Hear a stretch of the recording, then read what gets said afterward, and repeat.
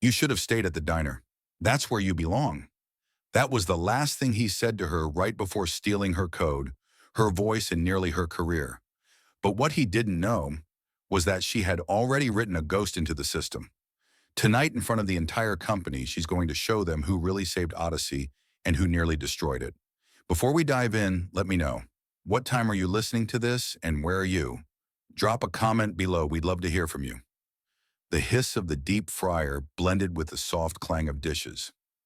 Somewhere near the window, a neon sign buzzed like a lazy wasp. Liora moved in rhythm with the noise, quiet practice steps between the booths and the counter. Her ponytail had come loose hours ago, a few strands of hair curling along her jaw. The tangle didn't bother her anymore. She wiped down the last table, her motions automatic cloth, swirling over old linoleum. The laptop sat behind the register, half buried under the day's receipts and a chipped salt shaker. Its screen flickered faint blue lines, scrolling across black. Every few minutes she glanced toward it, not with urgency, but with a pull she hadn't named. Like someone watching for headlights that never come. An older man at the far stool raised his glass and muttered something about destiny, the words breaking apart as they left his mouth. Some folks, just born to clear plates, not rewrite the world. Liora gave no reply. Instead, her hand closed around the pen she always kept tucked behind her ear, the sharp click of its cap slicing through the hush at the counter. Behind her, the line cook chuckled at whatever flashed on his phone. Grease hissed on the griddle. A trolley bell echoed from Powell Street. Everything carried the rhythm of an ordinary Thursday night. Yet her stomach remained unsettled after that sudden memory. Professor Gaines, by the whiteboard arms, folded his judgment as clean as chalk lines. You're brilliant, Liora, but brilliance without a degree. It's noise in a locked room. The phrase had followed her into every interview, every rejection, and finally into this diner where the uniform weighed heavier than the tips. She flipped the sign to closed, tossed the rag into the bucket, and returned to the laptop. A faded coffee stain smudged the spacebar. She didn't bother sitting. She leaned on her elbow and began typing. The cursor pulsed, then flowed with each command like threading wire through fragile glass, precise, delicate, almost hidden. On the third line, the terminal glared red. Syntax error. She froze. One misplaced semicolon had unraveled the sequence. Her hands hovered, caught between abandoning the script or repairing it. After a beat, she pressed backspace. The screen cleared, the error gone. She stayed there, breath heavy in her chest, eyes fixed on the glow. The compressor groaned awake in the kitchen. The last train rattled down the tracks. She drew a slow breath, steadying herself as though bracing for a plunge into icy water. Adjusting the brightness, she rolled her wrist and set her fingers back on the keys. The code began again, alive under her touch. The bell above the door gave a weary jingle as a man stepped inside, shaking rain from his shoulders. His coat, midnight wool tailored and sharp, still clung to the damp. He neither scanned the booths nor glanced at the menu. His stride was deliberate, as if the choice to be here had been made long before he arrived. Liora caught him at the edge of her vision while restocking the napkin dispenser. He didn't resemble the usual late-night crowd, no bar hoppers, no weary guards on break. His tension clung to him like an accessory jaw, set brows drawn, fingers twitching near his pocket as though still tethered to an invisible call. He took the stool farthest from the door and slipped off his coat with a sigh, not loud but heavy, as though he hadn't let himself breathe for hours. Coffee, he said. Black. No sugar. His voice carried the same restraint as his posture, measured low, stripped of courtesy. Liora poured from the pot that had sat since 9, not bothering with the fresh one. If he wanted warmth, he'd have stayed home. She slid the mug toward him with the same detached look she reserved for customers who skipped the tip jar. He offered no thanks. Instead, he drew a slim laptop from his briefcase. As he opened it, his gaze caught on the glow from her own machine near the register. His hand hesitated, mid-air fingers above the trackpad, eyes narrowing for only a moment. Is that shell scripting? He asked. Her shoulders tensed. The register beeped faintly, but she didn't shut it down. She turned slowly, her screen still filled with pale green text. Just a script, she said. Personal project. He studied the code. For what? Logic scan. Debug pattern testing. She reached to close the lid. Multi-threaded. His tone stayed neutral but intent. She paused, then gave a small nod. Had to be. A flick of his brows, not surprise, more recognition. What do you use for pointer tracking? She glanced at him. No teasing, no condescension. More like a chess player recognizing her opening. Manual flags, she replied. Timestamp threads. Prevents leaks from idle tasks. He leaned back at that, eyes shifting from her code to her. Where'd you learn it? Trial and error, she said, wiping the counter that was already spotless. Efficient kind of education. The silence stretched. Then he slipped a heavy black card onto the counter. Adrian Kessler, CEO of Nexus Dynamics. Her gaze touched the card but didn't linger. Her spine straightened. I know the name. Our flagship software Odyssey is having complications, he said carefully, as if tiptoeing through mines. No solution yet. Even our top engineers are stuck. And now you're recruiting waitresses, she asked, lips tight. I'm recruiting brains. Credentials optional. Proof speaks louder. The wall clock clicked to 11:24. A streetcar groaned around the corner. I'm not interested, she said flatly. I haven't made an offer, he replied. His voice stayed calm, unforced. He adjusted his collar, gave her a look more curious than critical, and tapped the card once with his finger. If you change your mind, I'll be at headquarters by 8. Ask for me. Then he left. The bell chimed as the door swung shut, letting a draft of cold air swirl briefly across the counter. Liora remained still. Her eyes drifted to the card, its black surface catching the light like polished stone. She didn't touch it. Not yet. Instead, she returned to the register, reopened her laptop, and stared at the code she'd written earlier. The cursor blinked steadily, waiting. Her fingers hovered, hesitating, until the card edged back into her vision. At last, she reached for it and turned it over. Adrian's name was stamped in raised letters. No phone, no tagline, just Nexus Dynamics daring her. The bulb above flickered once. She dimmed her screen, shut the laptop with care, and glanced again at the card resting on the counter. Her shift had ended, but something in the room felt like it had only just begun to stir. Rain traced the narrow pane of her apartment window, steady against the hum of the radiator. The air carried the faint scent of instant noodles and dust. Old programming books leaned in uneven stacks along the wall, some warped, others marked with curling, sticky notes. A pile of unopened envelopes listed on a shelf bills she hadn't touched in weeks. Liora sat cross-legged on the couch blanket pulled tight around her shoulders. Adrian's card lay centered on the coffee table square, and untouched as though it had fallen from a world that didn't belong to hers. Liora sat cross-legged on the couch, a threadbare blanket pulled around her shoulders.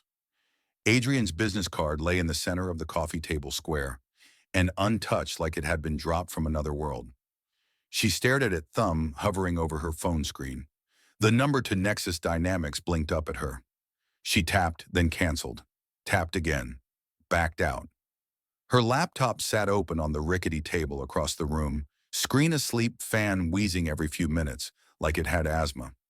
She couldn't stop thinking about the way Adrian had looked at her, not like a stranger, but like someone who knew exactly what he'd seen and wasn't surprised. That unsettled her more than flattery would have. The phone buzzed. She swiped to answer, already knowing the name before it lit up. Mom. Video call. Hi, sweetheart, her mother said.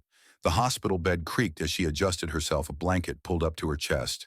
Her face had thinned again, cheeks a little more hollow, eyes a little more tired. You look pale, her mom said. Are you sleeping at all? Liora tried to smile. Just a lot of shifts. They added Sundays. Her mother tilted her head. You heard back from that internship? Liora shook her head. Well, her mom said gently, trying to ease the worry, maybe something else will come up. You've always figured things out. Liora nodded, though something twisted in her chest.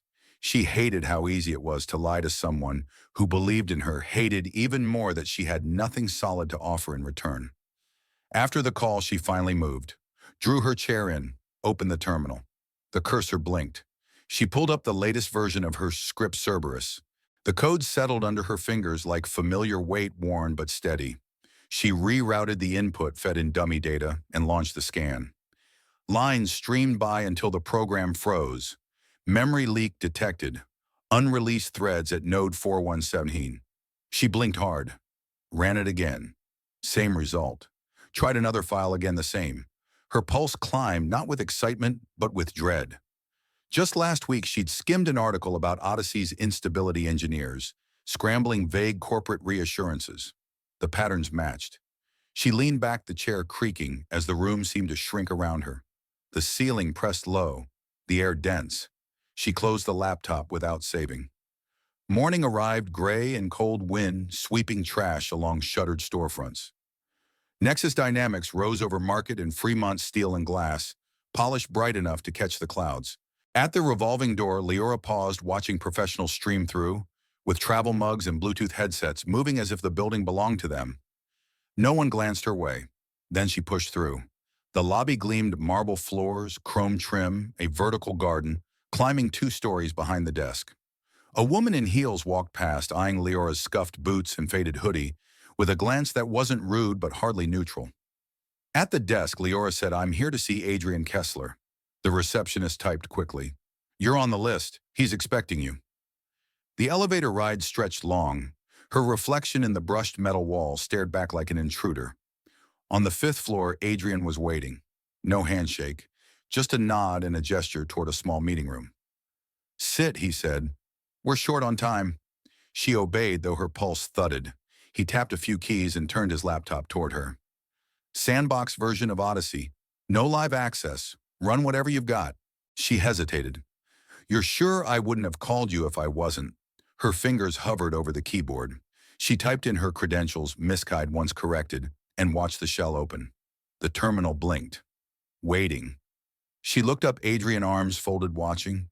Her hand wavered above the keys as she prepared to enter the first command. The lab buzzed with layered sound machines, humming fans, spinning hard drives, clicking at uneven intervals. Harsh light spilled across rows of desks and server bays, bouncing off glass walls and metal casings. Liora had been there for hours, tucked into a corner station buried under spare monitors and outdated gear. Her back ached, but her eyes refused to break from the screen. She hadn't expected the system to let her in that deep. The sandbox Nexus provided was supposed to be isolated, a safe environment, but Cerberus picked up something strange in the logs. She ran the scan again, this time widening the search range by a few seconds. New results scrolled up the terminal. Thread 3922, inactive, unflagged. Thread 4031, orphaned. Thread 4067, ghosted. Not just random leftovers. These were orphan threads, detached memory-hungry processes without controllers. Floating, still running. She leaned forward, brow-furrowed, fingers dancing across the keys to cross-reference the logs. Each one tied back to a repeated function call buried deep in Odyssey's latest update. She checked the timestamps. Consistent. Every loop in the same vulnerable window. It was textbook memory leakage. Her breath caught. If this was in the production branch, the consequences weren't theoretical. She started flagging the anomalies, preparing to export the data for Adrian. A voice, flat and cutting, slid across the air behind her. "Are you supposed to be touching that?" She froze, then turned.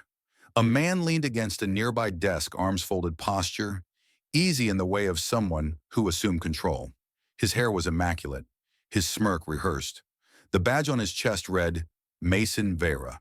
So this was the infamous lead engineer. "I have sandbox access," she said evenly. "I'm running debug sweeps." Adrian approved it. Mason stepped closer, the corners of his mouth tightening. He glanced from her screen back to her. "You're in the diagnostic tree for Odyssey. That's not sandbox anymore." "It's red only," she answered. "I'm logging ghost threads, not touching production." "That's not the point," he replied smoothly. "We don't let part-timers tinker with core architecture." She minimized the window. "Then take it up with Adrian." "I plan to," he said, and walked off without another word.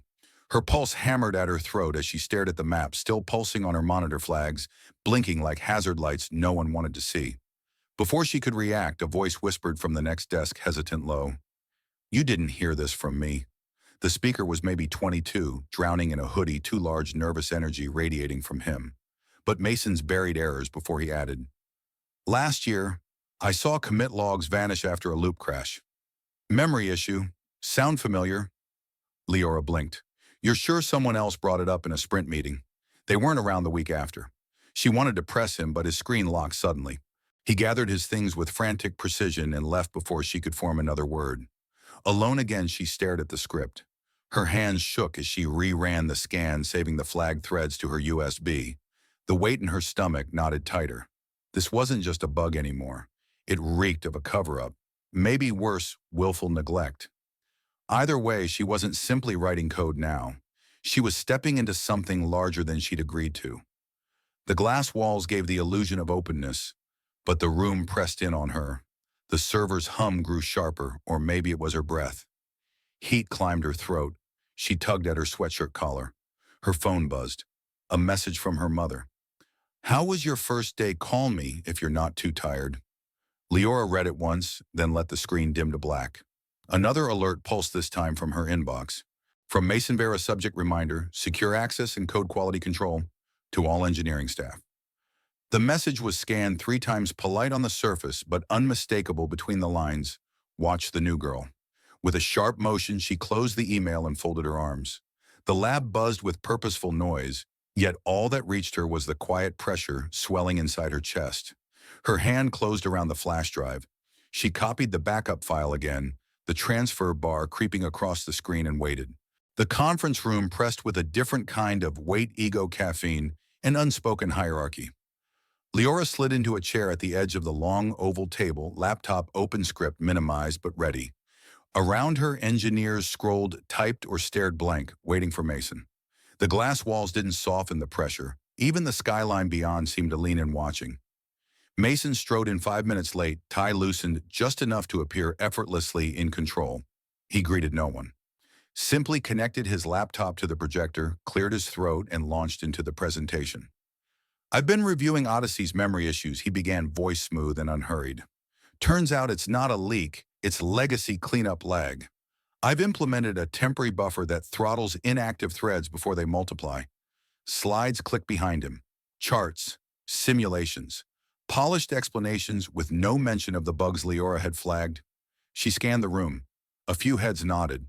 One engineer scribbled notes. No one questioned him yet. When Mason stepped back, arms folded, smirk confident, the room waited.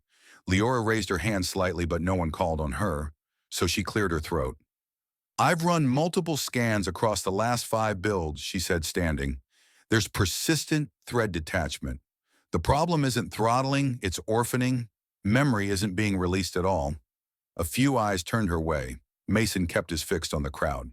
She mirrored her screen to the projector. Clean annotated code appeared along with logs. "This is from 3 nights ago." Cerberus mapped unclosed threads. Some ran for more than 4 hours. Mason leaned forward, grin spreading.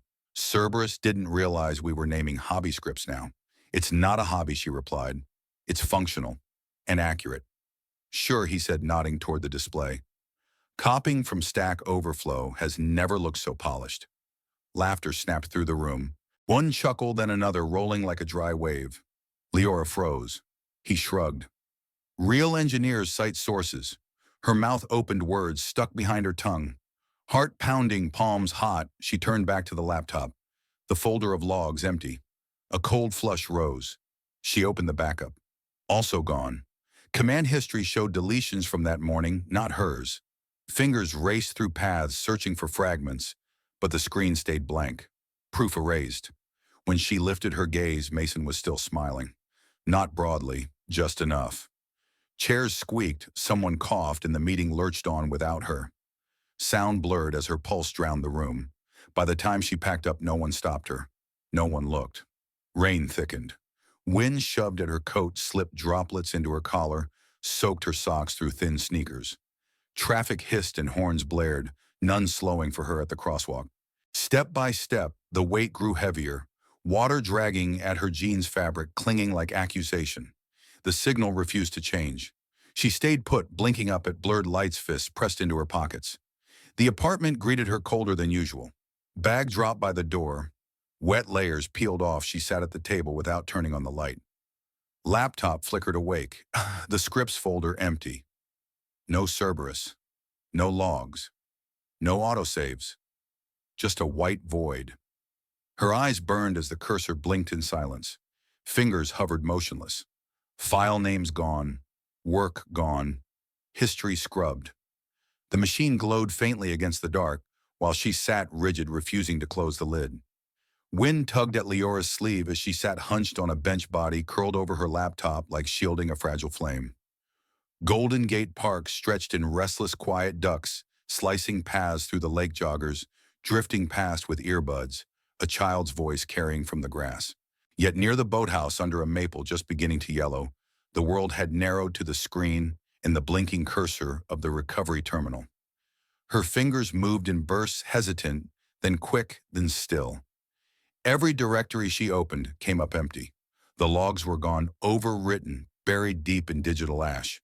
She closed her eyes and took a slow breath, then tried one last search string.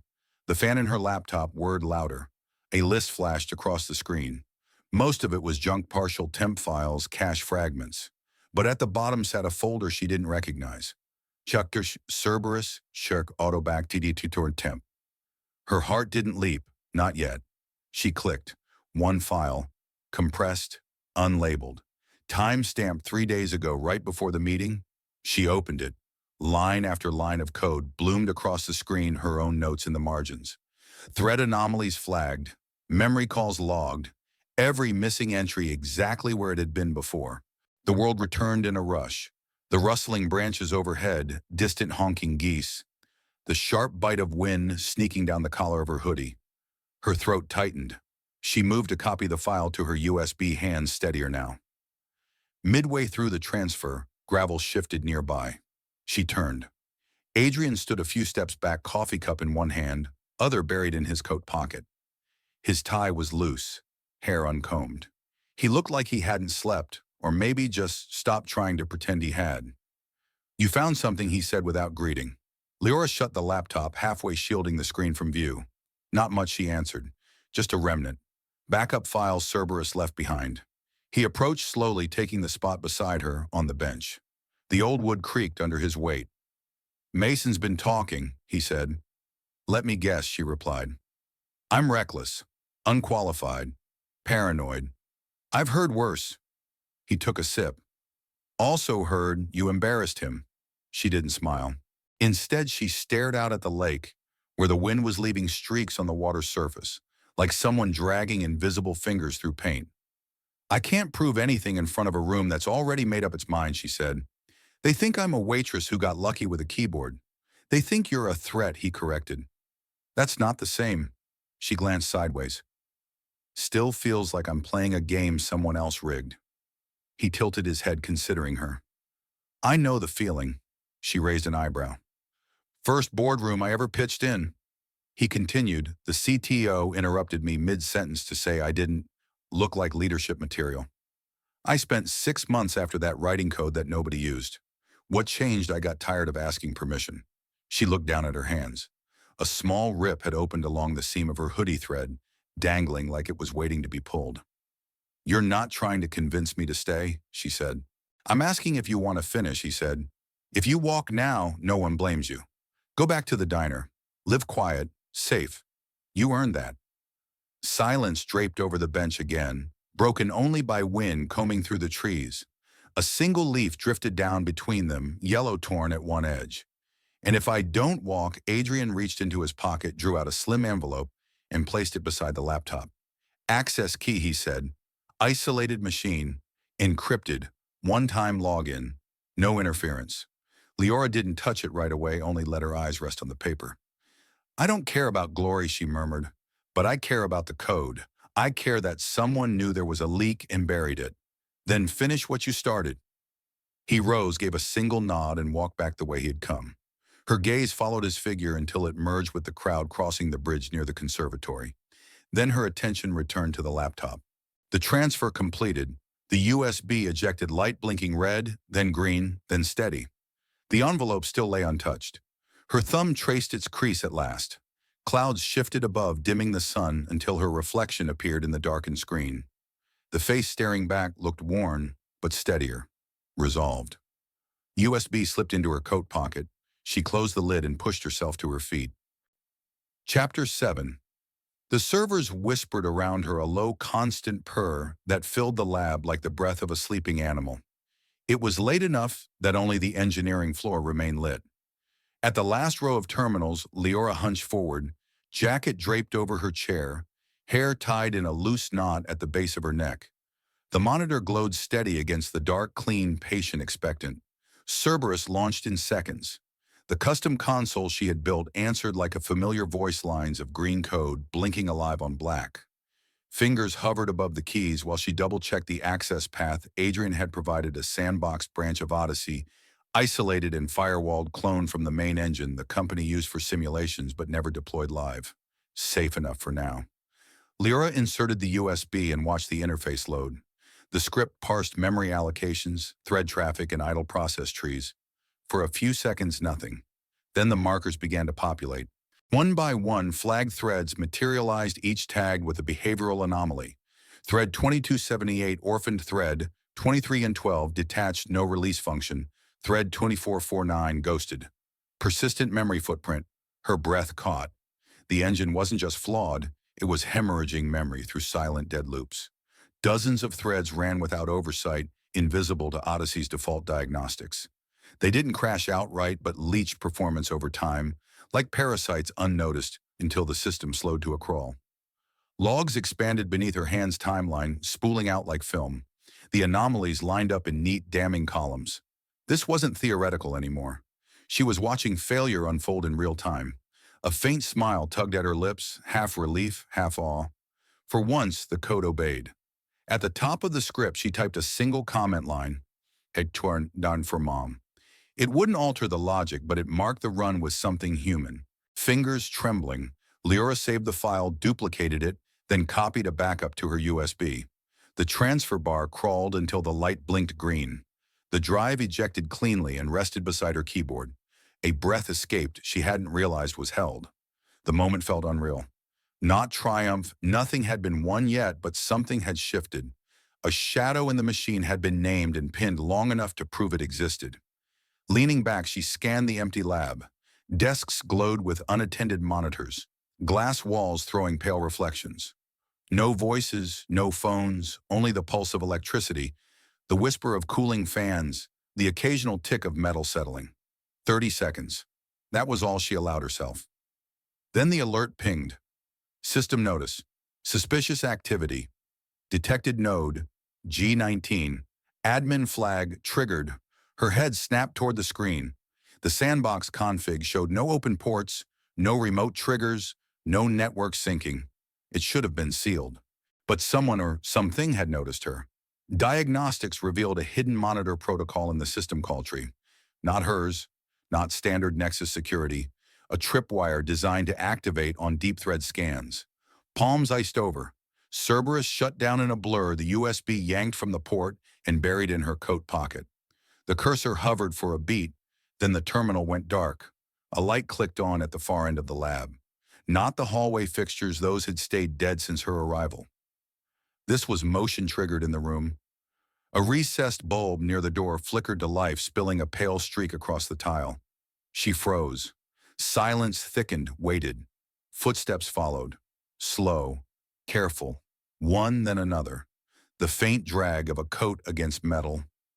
Liora's hand inched toward the power button, gaze fixed on the screen's reflection. Not mirrored, but dark enough to reveal a moving shape. Someone had crossed the threshold without a sound until now. No glance over the shoulder. No confirmation. Instead, her grip closed hard around the USB thumb pressed against warm plastic. The server fans droned steadily. The footsteps stopped. The light held. And somewhere just out of frame, a presence waited utterly still. The glass corridor stretched long and sterile, bathed in the cold blue hue of exterior floodlights. Laptop hugged to her chest coat, swinging with each brisk step Liora pushed forward. Her reflection shadowed her in the paneled wall, blurred, hesitant, like someone unsure of belonging in the frame. A sharp voice cut the silence. "Well, if it isn't our star waitress." Mason leaned against the far wall, arms folded, smile laced with contempt. His badge glinted under the lights. "Kitchen run out of shifts, or are you just lost again?" She didn't answer. Her grip tightened around the laptop. He pushed off the wall, strolling toward her with deliberate calm. "I'll give you this. You've got guts showing your face after snooping through company code. But guts don't fix systems." Liora kept walking. He stepped in front, blocking her path. Quaint, really. Like watching someone try to rebuild a plane mid-air, with duct tape and dreams. Her jaw clenched, but she said nothing. You know, he added, lowering his voice, the board loves solutions. Doesn't care where they come from. Especially not from someone who doesn't even have a degree on file. The blow landed sharper than expected. For a moment, the corridor dissolved, and she was back in that fluorescent-lit seminar room, frozen in her chair, as Professor Dreiling read the revised research team list, her name conspicuously absent. His words, measured and polite, still hissed in her ears. You're bright, Liora, but brilliance without credentials is just a hobby. The lights overhead buzzed faintly. You want to hear something fun? Mason grinned. I found the patch. It's clean, deployable, elegant. I'll be walking it through with the directors tomorrow. Her breath hitched. He stepped aside, mock bowing.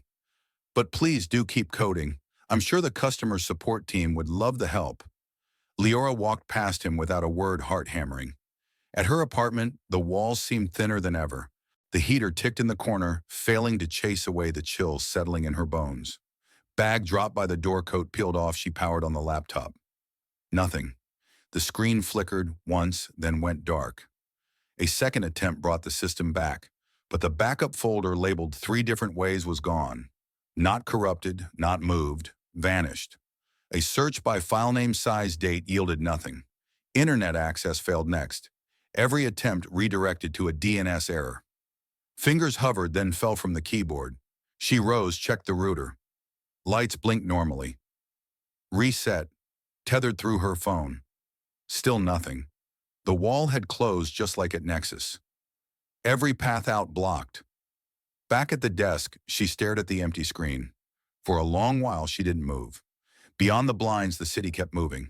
Sirens echoed down Valencia Street, red and blue flashes breaking across her window. A car alarm chirped, once then went silent. Somewhere, laughter carried up from the street. Her hands slipped from the keyboard. The chair creaked as she folded over the desk forehead, resting against the cold wood. No tears came. Only weight, thick, spreading, inescapable. The risk had always been clear. Entering Nexus with nothing but raw skill and stubbornness had been a gamble. Maybe persistence could bend the rules long enough for someone like her to break through. But the game had started long before she entered the room, and now the last copy was gone. A gust rattled the window. Neon from the liquor store fractured red across the floor. Her breath fogged the desk's surface. Sirens grew louder, then ebbed, swallowed by the hum of a sleepless city. Night pressed closer, sharp edges wrapped in shadow. Her reflection stared back from the blank screen, barely visible. Minutes passed, maybe more. The hallway light clicked on, not motion-triggered, manually switched. A faint creak followed from the stairwell. The storage corridor smelled of dust and metal like forgotten code, and things meant to stay buried. Liora pressed her temporary badge against the scanner. A beat of silence. Then click. The old server room hadn't seen foot traffic in years. Fluorescent tubes stuttered overhead, buzzing faintly, spilling pale flickers across the floor. Metal racks loomed in rows, their rusting spines tangled with blinking consoles and cables like overgrown vines. The hum of ancient fans filled the space with an eerie, mechanical lullaby. Liora stepped carefully, boots muffled by years of grime. Breath lingered in the cold air before vanishing. Somewhere in the dark, a vent clanged. No one should have been there. Archive in 4 appeared near the far wall, the terminal Adrian had half-joked about during orientation. It's the digital attic, he'd said, but sometimes attics keep secrets. The monitor glowed awake. Fingers flew, retracing backup chains, filtering by event flags. Most of it was noise, old test builds, deprecated logs, orphaned pings from modules long retired. Then a line froze her. A timestamp matched the exact minute the Cerberus folder disappeared. Leaning closer, she scrolled line by line. An automated file deletion request executed under elevated credentials. Too clean. But tucked beneath the action string sat a metadata stamp. Username M. Kessler. Her chest rose sharply. He'd used his own account. Not even masked. The pulse in her ears grew louder than the servers around her. 5 minutes later, 1 log rotation earlier, and it would have been gone. Hands hovered, then initiated a transfer. The loading bar crawled forward agonizingly slow. Eyes flicked to the door, still shut, still silent. A vibration rattled her pocket. Nexus-wide email. Subject Odyssey patch presentation tomorrow. Final deployment strategy. Sender Mason Kessler.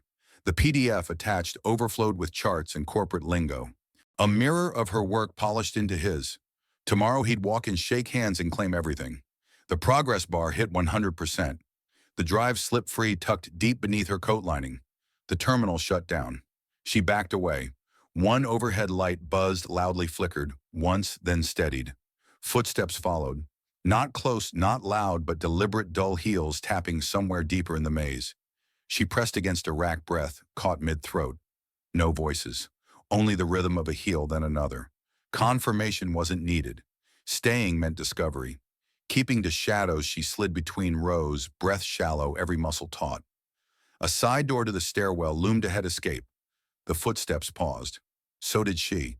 Then the mechanical hiss of the far elevator opening. 2 doors now. She bolted for the stairs, yanked it open, slipped through. Only after the door clicked shut did air rush from her lungs. Not relief, just enough to keep moving. Up 3 flights. Out onto the main floor. Past janitorial carts and copy machines. No one looked twice at a Nexus badge moving briskly with purpose. Not until the street did her pace slow. Wind slapped her cheeks, the bay's breath slicing down Market Street. A taxi slowed at the curb. She let it pass. Kept walking, hands buried in pockets, scanning storefront reflections for shadows that might follow. The apartment door bolted fast. Blinds drawn tight. Only then did the drive emerge, set carefully on the desk, small, unremarkable, and now everything. The laptop blinked awake. The USB stayed untouched. Not yet. Instead, she reached for a sticky note, scrawled 3 words, and pressed it onto the screen. Prove it tomorrow. She slid into the booth across from him, unzipping her coat with a jerkier motion than she meant. Her fingers brushed the USB drive in her pocket. Still there. He waited. Without a word, she lifted the laptop onto the table, opened it, and plugged the drive in. The screen illuminated with log entries, timestamps, credentials, deletion paths, the buried sequence in full. Leora's hand hovered above the trackpad, cursor blinking. 2 taps later, Mason's access log spilled onto the display. Adrian leaned forward, brow, tightening eyes sweeping each line. He scanned, paused, scrolled again. When he finally spoke, it was barely above the cafe's hum. "You're sure these haven't been altered?" 100%, she said. "Check some matches, triple backups." He exhaled through his nose, settling back. The pause stretched, filled by the hiss of steaming milk behind the counter. "This is enough," he said at last. "Maybe not for court, but enough to raise questions. Enough to crack the surface." Her stomach nodded. "So what happens now?" He glanced toward the window, watching a fishing boat drift past, sunlight catching on its netting. His reply came steady low. "The board meets at 9. Mason's got the primetime slot, slides, charts, a fake fix stitched from your real work. This a finger tap the screen changes the room. But only if the right person shows it." Silence landed. "You mean me?" Adrian didn't flinch. "You built it, found the leak, traced the wipe, stood your ground when no one else would." "But I'm nobody in that room," she fired back. "They know me as the night shift waitress who spills coffee and hovers where she doesn't belong." His arms folded. "So you want me to play the hero instead?" The fear returned, coiling tight, ribs compressing. Too many rooms where she hadn't belonged. Too many eyes waiting to confirm it. Memory tugged her back, Professor striking her name from the project with the line, "This work requires real technical depth." And she had stayed silent. Not this time. Her hand shut the laptop with a snap. "No," she said. "I'll speak," Adrian blinked. "You're sure no," she admitted. "But I'll do it anyway." Something in his posture, ease, not pride, something older shared. "Be precise," he advised. "Logs, leak structure, thread anomalies. No emotion. I can handle that. Mason will try to cut you down. If you stumble, the board will follow him." Her gaze lingered on a smear of caramel hardened on the table. "Let them try."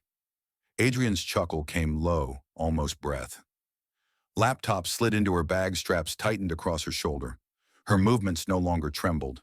She rose. Whatever happens, Adrian called as she reached the door. After tomorrow, you won't be invisible anymore. The gust off the bay caught her coat, snapping the fabric wide as she stepped into the sunlight. The boardroom shimmered with curated power, high-backed chairs circling a sleek obsidian table, glass walls framing the San Francisco skyline, a massive LED screen pulsing with data like the room had its own heartbeat. Mason stood center stage, sleeves casually rolled, confidence poured into every syllable. This patch eliminates the memory leak while enhancing thread allocation efficiency. The improvement rate is logged at 8.3%. He tapped a key. Odyssey's architecture appeared behind him, a spiderweb of glowing lines. Several board members leaned in, impressed. The module is self-healing, he added, his voice low but commanding. No further maintenance required. The room rewarded Mason with applause, some polite, some genuine. Nods passed between executives. He didn't smile. He smirked, basking as though the outcome had never been in doubt. Sweat dampened Leora's palms against the smooth laptop keys. From her spot near the wall away from the circle of executives, a pulse throbbed beneath her collarbone. She rose not abruptly but with purpose. That isn't your code. Silence split the room. Heads turned. Disbelief flickered. Mason froze, pointer half lowered. I'm sorry, their eyes locked. You didn't write that module. Something twitched across his face, annoyance calculation. That's quite an accusation, he said, voice polished steel. And you are Liora Dane. Testing Sandbox last week. That module, my script. Logged just last night. Uneasy laughter rippled. Is this a joke? Someone muttered. She's the contractor, right? Another whispered. Wasn't she the waitress? Mason let the noise rise before lifting a hand, feigning calm. Let's be generous. Maybe you saw something similar while poking around. A coincidence. Her laptop connected to the display. Log files filled the wall. Timestamp system entries, user trails. The cursor landed on a line. Delete user. Script Cerberus, test X Dane. User McKessler. Mason's jaw tightened. That's internal admin documentation. Unverified. It doesn't prove authorship. Adrian spoke from the far end. It proves someone deleted her work. After it matched Odyssey's failing architecture. Eyes shifted again away from Mason's steady grin and back to the screen. You're trusting her, he snapped. A woman with no clearance breaking into restricted labs. Her answer came hard. Because no one else was fixing it, she hacked into logs. A breach. How do we know she didn't plant this? Words snagged in her throat. Old voices surged, professors' mockery, rejection letters, her mother's sigh. Any luck this month? From the head of the table, a director cut in. You've had access to these logs all along, Mason. Why didn't you mention them? Because they were corrupted. And frankly, I didn't think a temp rummaging at night deserved attention. Leora's fists clenched. You mean you didn't think I'd keep a backup? He scoffed, pivoting. If this is our standard now, trusting unverified contractors with systems worth millions, we're courting disaster. No reply came. Directors leaned back, watching, calculating. Adrian remained silent. He didn't need to. Her gaze returned to the screen. Debug flags, thread kills, fallback memory pools, her fingerprints embedded in the code. Near the bottom, one quiet comment still glowed. For Mom. Just in case I don't make it. Vision blurred at the edges. A blink cleared it. Absurd, Mason's snapped voice echoing, too fast, too loud. He felt it too, the shift. Not victory for her yet, but no longer certainty for him. Pulse still hammering, spine unbent, Liora held her ground. Screen-mirrored cursor hovering over the log with his username, the deletion timestamp blinking like a silent witness. Silence thickened in the boardroom. Logs still glowed behind Liora, but momentum cooled oxygen thinning. Uncertainty shifted between directors like static waiting for a strike. Then came Renata DuPont's voice. I received that patch from Mason 3 days ago. From the far end, the senior board member sat immaculate as ever, arms folded, gaze unreadable. The words landed like glass shattering. Adrian leaned forward. Excuse me, Renata didn't blink. He forwarded the module during our compliance sync. Time-stamped and signed. I flagged one of the memory thresholds. It was high for a self-healing loop. Mason straightened his collar, leaning back as if watching a house of cards fall exactly the way he'd planned. Leora's lungs tightened. That That's not possible. I ran the Cerberus module last night. One arched brow. Then maybe he borrowed your code earlier than you think. Air thinned. Thoughts scraped at fragments, USB backups, sleepless nights, deleted logs. But the narrative was no longer hers. Adrian stayed still, hand covering his mouth, eyes unreadable. Weight coiled in her chest. Disbelief passed. Something heavier took its place. Mason chuckled softly. See, passion's not proof. Someone cleared a throat near the center. If the code was already submitted, the rest is redundancy. A step back from the table felt like falling. This doesn't mean it was his, her voice lowered. If he submitted my work before I knew he had it, that's theft. But you didn't report anything until today, another countered. How do we verify intent? I kept a version. External storage. Logs of deletion attempts. Admin credentials. All fabrications. Mason cut in smooth and slicing. Or convenient misunderstandings. Her eyes sought Adrian, the only witness to Cerberus running in real time, the one who'd opened the door for her. He didn't meet her gaze. I'll need to review the timeline, he said evenly. Betrayal didn't shout. It coiled quiet. So this was the shape of its suits in tailored confidence, fluent in doubt whenever proof came from the wrong rank. Renata adjusted her watch. For what it's worth, your presence here is already unusual. Murmurs followed detached phrases, scattering like ash, unverified background. A waitress with a USB stick. No formal process. Their sharpness lay not in words, but in weight. Mason folded his arms, sighing through his nose like a man weary of victory. Look, we all want Odyssey fixed. If she helped in some minor way, I'll acknowledge it. But command structure doesn't bend because someone waved a log file. His head tilted toward Adrian. You brought her here. What happens next affects all of us. Adrian didn't move. Behind her, the screen dimmed into standby. Glow vanished. Liora shut the laptop gently, fingers brushing the casing as if it might shatter. Then she turned for the door.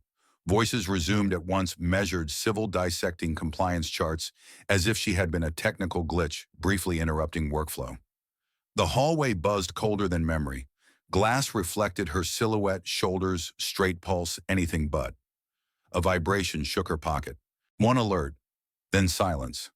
The phone stayed unopened. Footsteps carried her farther from the room that had never wanted her inside. Liora didn't sit. Fingers hovered over the clasp of her bag skin, prickling where adrenaline tangled with resolve. The boardroom itself hadn't breathed. Mason shifted in his chair, trying for composure, but moving like a man aware of corners closing in. She looked at Adrian. Still nothing. That silence had once unmoored her, but now it held a different weight. She remembered his voice not in this room, but beneath wind-blown trees by the bay. I was told I wasn't enough too. She unzipped the bag. No one spoke as she pulled the hard drive from its sleeve. The click as she connected it to her laptop rang louder than any protest. Her hands moved with precision, not speed. Calm threaded through her limbs like steel cables. I didn't fabricate anything, she said, voice low, but cutting through. The projector flickered back to life. A cascade of log entries filled the screen, time-stamped line by line. Rows of user access codes, file movements, deletion scripts. At first glance, just numbers and pass. But then she magnified one field. All eyes snapped to it. Admin access, Minguian. Check your user ID, Mason. No one laughed this time. Liora expanded the adjacent columns, revealing the time of access.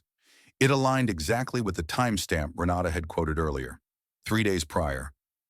The moment Mason had claimed to submit his patch. I wasn't in the building when this happened, she continued, pointing. I was logged out. You can cross-reference server entry logs. Mason opened his mouth but stalled, eyes darting across the room, like he couldn't decide who to lie to first. This doesn't prove theft. Maybe it was automated. You know how dev environments cache access credentials. You manually executed a recursive delete script, Liora cut in, highlighting another command. Cerberus auto-archives to multiple mirrors. You deleted one but missed the backup process it triggers. Adrian finally looked up. You deleted her work. Mason's jaw clenched. It wasn't hers to begin with. She was poking around without authorization. She could have corrupted the system. She was given access by me, Adrian replied, tone harder now. She was acting on my direction. Renata straightened in her seat, lips pursed. The deletion timestamp overlaps exactly with the file submission. That's not a coincidence. Another board member murmured agreement. The shift had begun, not loud but certain. Mason rose halfway from his chair. This is a witch hunt. I've led this project for over a year.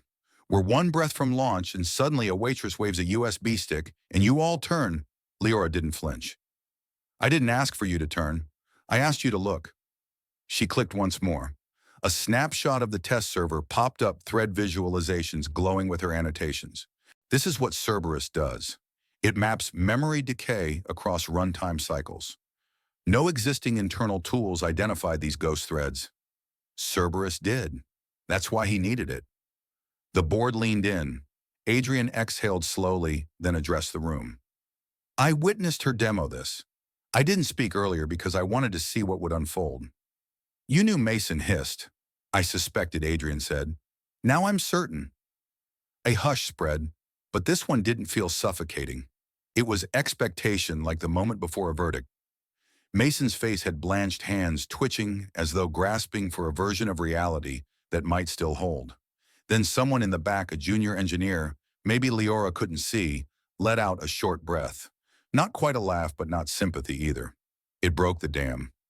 A few others murmured, some chuckled. The disbelief that had wrapped itself around her since the day she stepped into this company cracked. Mason's composure collapsed in stages. First, the rigid shoulders, then the folded arms. His lips parted again, but no defense came out. Liora stepped away from the screen. That's all I wanted to show, she said, hands finally dropping to her sides. She didn't wait for a formal dismissal. Her eyes caught Adrian's for a beat, not asking, not doubting, then turned toward the door, heart slamming like a drum in her chest, but steps even. Behind her, board members began talking over one another, terms like code review, internal audit, retroactive access logs bouncing through the air. But the last thing she heard before the door closed was the unmistakable tremble in Mason's voice as he said her name. Not in anger, in fear. The air in the boardroom pulsed like a live wire. One by one, eyes turned from the glowing log files on the screen to Mason, whose polished calm had begun to fray at the edges. His hands, once folded with confidence, now fidgeted beneath the table. A bead of sweat traced a slow path from his temple to the curve of his jaw. Mr. Nguyen, Renata began, her tone crisp. Do you deny executing this deletion command? Silence. He looked toward Adrian, but Adrian no longer offered sanctuary. Answer the question, another board member pressed. I already said, Mason muttered, voice thickening. The system's been unstable. Anyone with elevated access could have spoofed credentials. You're taking the word of he, flicked a glance toward Liora, venom coating the pause. A temporary contractor who isn't even part of our engineering team. Adrian leaned forward, elbows on the table. That temporary contractor debugged a vulnerability your team missed for 2 quarters. The room shifted. Someone in the back cleared their throat. Chairs creaked. A legal advisor whispered into the ear of the general counsel. Mason stood abruptly. I won't sit here and be scapegoated because of a political stunt. You think she came up with this on her own? This is a setup. A calculated ambush, that's enough, Renata snapped. Mason's breath hitched, nostrils flaring. Adrian straightened. There's no setup, Mason. There's only truth. You deleted her code. You claimed her discovery. And in doing so, you risked the integrity of the entire Odyssey launch. A voting tablet slid down the table. We'll open motion for immediate review of Mr. Nguyen's position, someone announced. Liora didn't move. Every muscle remained taut, but her jaw had unclenched. She focused on the light from the projector, flickering against the walls, anything to keep the rush of blood from deafening her completely. Votes blinked onto the screen. Yes, yes, yes. Abstain. Yes. Mason's expression twisted into something feral, somewhere between rage and disbelief. He barked a dry laugh. You're firing me after everything I've delivered for this company. You delivered smoke and mirrors, Adrian replied. Liora Dane delivered a working solution. Leora's breath caught. Adrian turned toward her, and with a calm that silenced the room stated, let the record show it was Liora who identified the threading leak. It was Liora who coded the solution. And it is Liora Dane who just saved Odyssey. No applause followed. Not yet.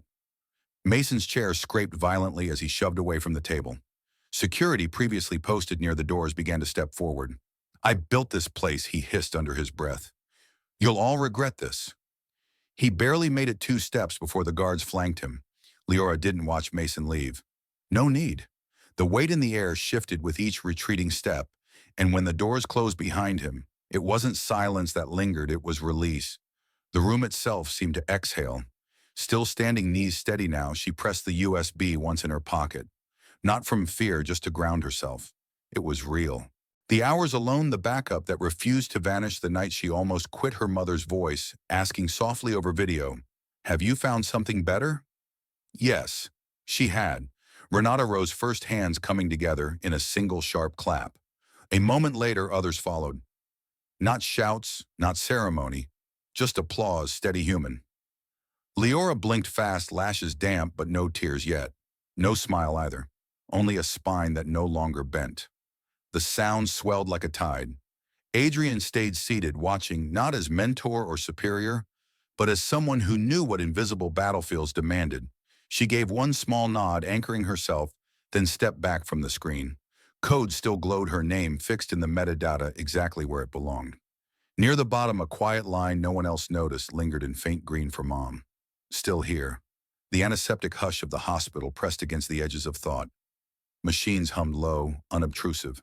From a narrow window, filtered light spilled across a pale tile and over the still figure in the bed. Breathing rose and fell in even rhythm, soft, almost melodic. Liora sat close, her laptop open, but untouched in her lap.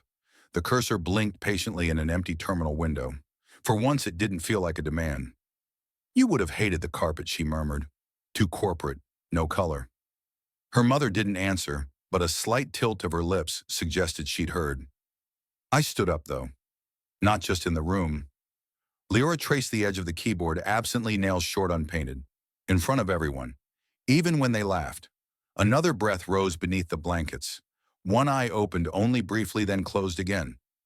Enough to say, "I'm listening." She shifted in the chair. The stiffness in her back had nothing to do with posture. Not today. It came from the space where doubt had long nested. That space now felt strangely empty, like a wall once braced against daily storms had finally cracked open to morning. They tried to bury it, she continued. The code, the truth. But it lived. I backed it up. Accidentally smart. A chuckle escaped her lips. Or maybe just stubborn. A gust of wind tugged at the corners of the window pane, then fell still. Dust danced briefly in the light. The room smelled like laundry and lemon-scented polish, like something clean, but not quite real. "I thought they'd crush me," she admitted. "I walked in there thinking, what if they're right? What if I really don't belong?" Her mother stirred, a faint sigh escaping. "But I do."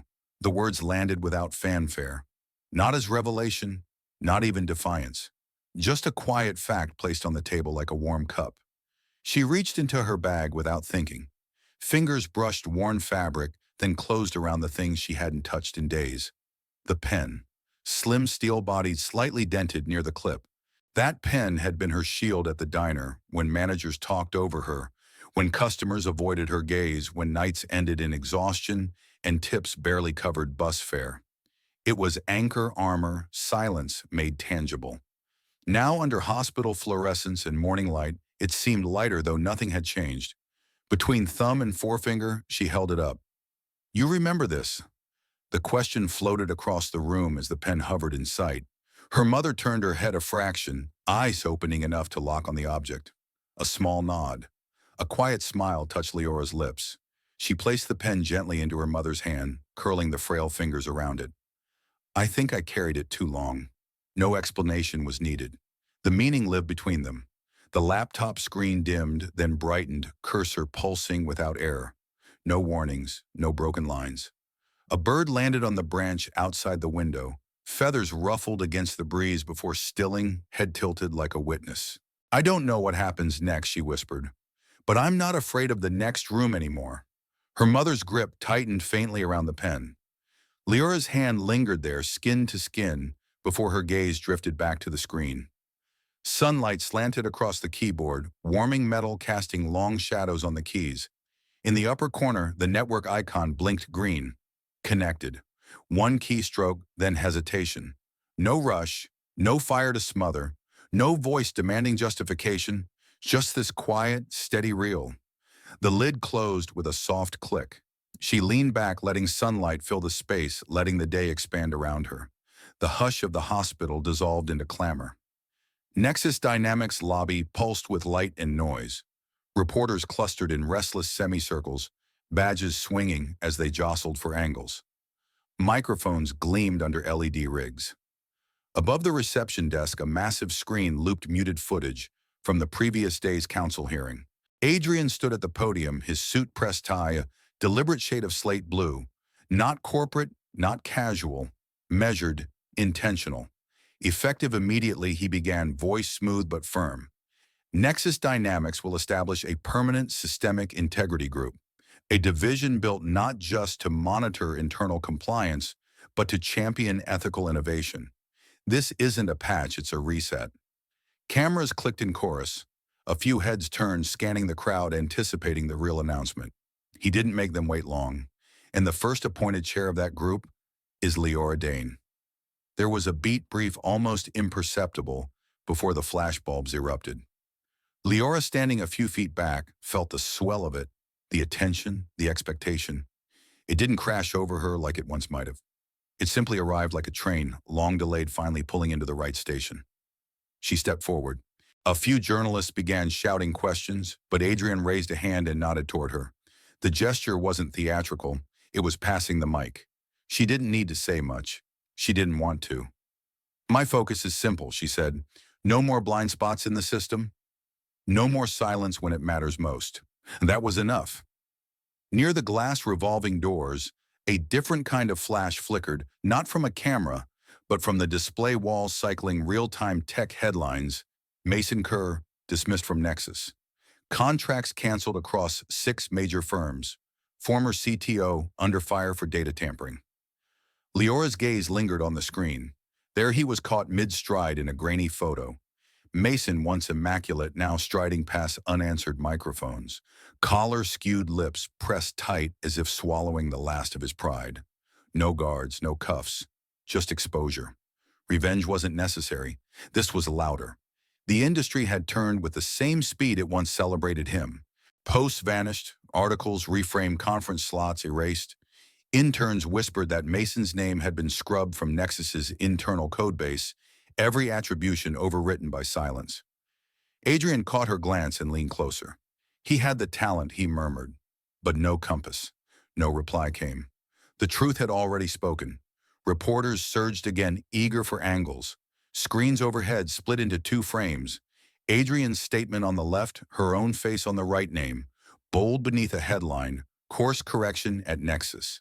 The flash strobe hit her eyes, but she didn't flinch. A microphone thrust forward.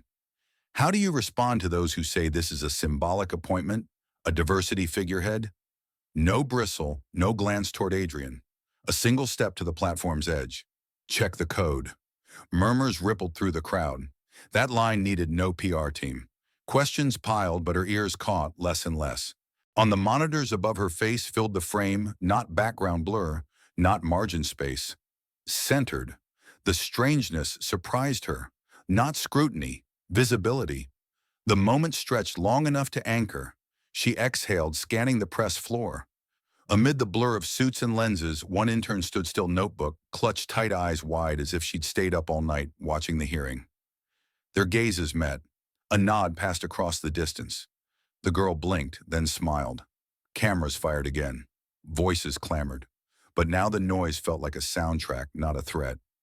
A handler gestured her toward the next press circle. Adrian stepped aside, letting her lead. Shoulders squared, hands steady, she walked forward into the lights. The screen refreshed one more time. Liora Dane to lead new tech ethics unit at Nexus. Below, in smaller text, not just the right voice. Hers was the code that saved it all. Afternoon sun slanted across the diner's checkerboard, tiles, gold stripes warming the floor. The neon sign buzzed unevenly, still flawed, still familiar. But today it didn't seem broken, just human. At the back corner table, Liora's new laptop gleamed, open keyboard pristine, unmarred by grease or server slips. No uniform, no apron, just a navy cardigan sleeves shoved to her elbows, fingers hovering in steady rhythm above the keys. The scent of fried onions and coffee hung in the air, but lighter now. Laughter carried from the kitchen real unstrained. A low acoustic playlist filled the background. Two college-aged girls leaned in from the next booth, curiosity bright in their faces. "Is that?" Python 1 asked, pointing at her screen. A smile came without effort. "Close. Hybrid script. Machine learning pre-parser. "Wanna see?" They scooted closer, elbows knocking notebooks and phones at the ready. One spiral pad brimmed with scribbles and stains. The other already had ChatGPT open, cross-referencing. "It's for live vulnerability mapping," Liora explained, tilting the laptop their way. "Like ghost hunting, except for bugs." The girl with the notebook gasped. "That's so cool." "It's not bad," Liora said, tapping through a few lines of code. "It used to terrify me. Now, it kind of sings." Their pens scratched fast. She waited until the second girl looked up. "You don't have to memorize this. You can build your own logic. It's more fun that way." They nodded, almost reverent. A shadow passed briefly across the table. Adrian placed a coffee down without a word and slid into the booth beside her, careful not to knock over the student's open sketchpad. He didn't wear a suit, just a soft flannel over a white t-shirt, sleeves rolled up to the forearms like any other local stopping in for lunch. His hair was less perfect than usual. That seemed right. Liora raised an eyebrow. "You stalk me now," he shrugged. "It's a free country, and a damn good omelet." Then quieter. "Also figured I owed you one more cup." She curled her fingers around the mug, the warmth seeping up her palm. "You staying long?" he asked, watching the girls resume their rapid-fire note-taking. "Maybe," she said. "They keep coming back." Adrian chuckled. "Looks like they found someone worth learning from." She didn't reply. The compliment didn't need a shelf. He tapped the edge of her laptop gently. "You writing the new framework?" She nodded, eyes back on the screen. "You're not alone this time," he added. "Remember that." She didn't look up, but she did pause. Her fingers hovered, then lowered as she reached into her bag. From the pocket, she pulled a familiar pen, cheap plastic, scratched. The same one she used to carry in her apron, clutched between tables and receipts. Instead of hiding it, she set it on the table next to the coffee, then nudged it toward Adrian. He blinked. "Take it," she said. "In case I ever forget how this started." Adrian picked it up, examining the faded logo.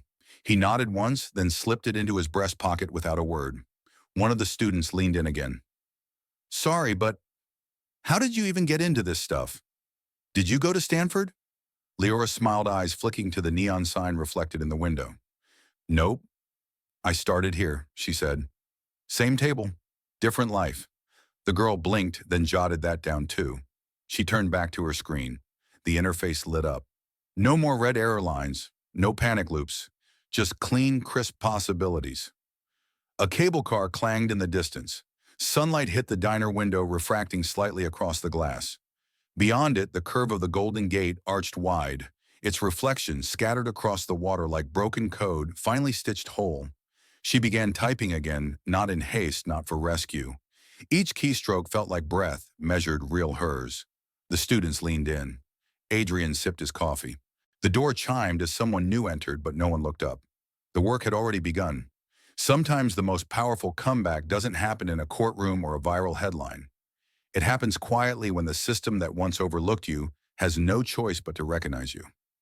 Liora didn't just expose a fraud, she rewrote the hierarchy of trust, proving that integrity isn't a title, it's a choice. If her story moved you, inspired you, or made you think about what's hidden behind the code, make sure to subscribe. There's more where that came from.